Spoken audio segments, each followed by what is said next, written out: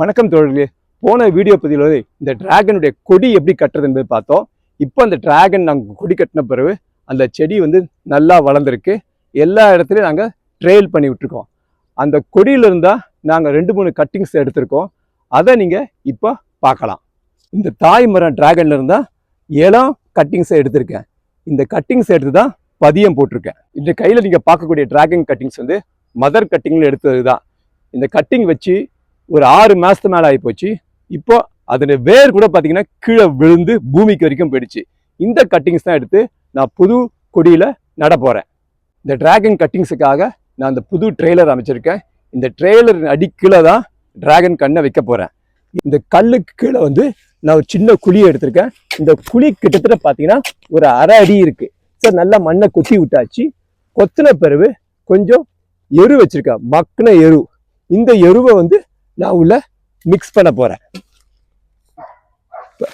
இப்போ இந்த எருவை மக்கின எருவை ஓரளவுக்கு மிக்ஸ் பண்ண போகிறேன். மிக்ஸ் பண்ணிட்டு மீண்டும் இந்த மண்ணோட இந்த எருவை கலக்கணும்.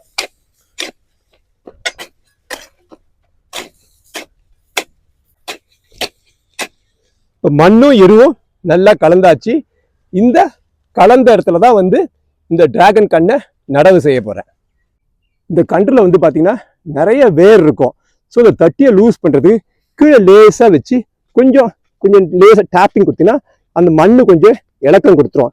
இலக்கம் கொடுத்தின பிறகு இந்த அன்வான்ட் வேர்ஸ்லாம் நம்ம இந்த சிசரால் கட் பண்ணி எடுத்துடணும். இந்த மண்ணும் எருவும் மிக்ஸ் பண்ணியாச்சு. இந்த கண்ணை எடுத்து இந்த குழிக்குள்ள வைக்க போகிறேன். பார்த்தீங்கன்னா கிட்டத்தட்ட ஒரு கேக் மாதிரி இருக்கும். இந்த டிராகன் கண்ணை எடுத்து இந்த எடுத்த குழியில மண்ணு எருவும் ஏற்கனவே இதை கலந்துருக்கும். அதை நீங்க பார்த்துருப்பீங்க. அதை கம்ப்ளீட்டா மெதுவா நம்ம மூடிடணும்.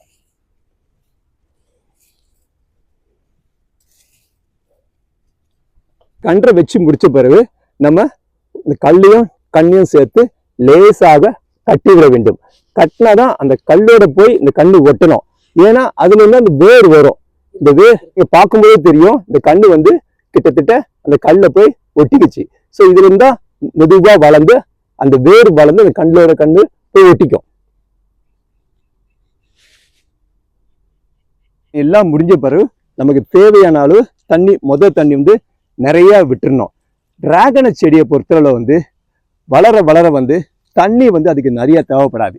ஏன்னா அது ஒரு கத்தாழை வகையை சேர்ந்தது. ஸோ கிட்டத்தட்ட பார்த்தீங்கன்னா இதுலேயே ஏகப்பட்ட நீர் சத்து இருக்கும். அதனால இந்த கன்றுகளை காய போட போட தான் நம்ம தண்ணி ஊற்றணும்.